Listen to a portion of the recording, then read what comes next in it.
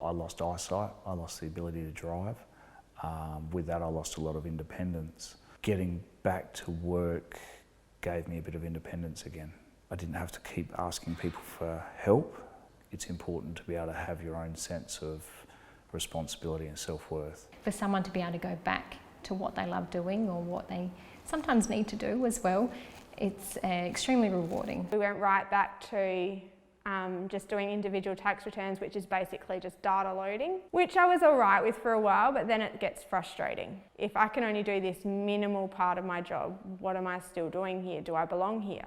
So eventually I was offered a really good opportunity by my previous employer, not the pressures involved with the timelines and deadlines and all that sort of stuff, and I could go back and work with him and he would have that time to work with me to get me back to where I was.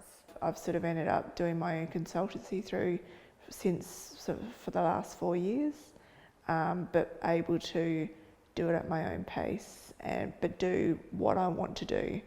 And so at least when I do my work, I do the things that I like. I was heading down an operational path, but because of the stroke, that was not an option anymore. Even with my lack of vision, work still gave me the opportunity, and I think I've grabbed it with both hands and run with it.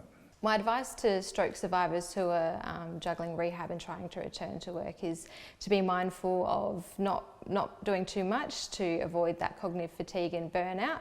They really need to listen to their body, and although it might seem like they can do everything at once, our recommendation is really that people do take it slow and increase things and their participation in work over a gradual period of time. Because I only went back to work for blocks of hours at a time, I pretty much worked those times around the rehab process. If you went back full time, I wouldn't have been able to do it. It took me 3 or 4 psychologists before I found one that I felt got my circumstances and was a massive benefit to me, and I highly recommend it. I am an exercise fanatic, so I see a personal trainer, and down that path of my life, that is excelling. That helps me emotionally, and it helps with my fatigue in getting through a work day as well. For stroke survivors, being able to prioritise their rehabilitation, particularly in the early days, can lead to a successful return to work further down the track. When I think of work now, it's less about the money and what I'm going to be doing after work every day and all that sort of thing, and I'm not as career hungry now as what I was before. It's sort of like, no, there's more important things in life. You do realise what is important in life, and that's my family. Like things happen for a reason. I think I've taken my post-stroke Saran and taken the good things from that pre-stroke sort of Saran and gone from there. I'd rather be a little bit more empathetic to people.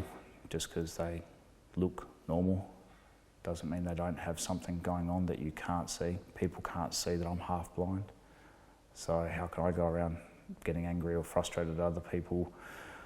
I can't see what's going on in their life. So you learn to just have that bit of understanding and appreciate each day as it comes. Young stroke survivors may get in touch with us on StrokeLine because they're back at work and they're having a little bit of difficulty in the workplace.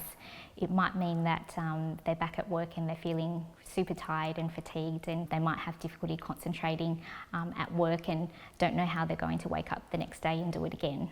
So they often give us a call on StrokeLine to see if there is any support or help out there. The health professionals on StrokeLine are there to listen and to support young stroke survivors through some of the challenges that they may have when they're back at work.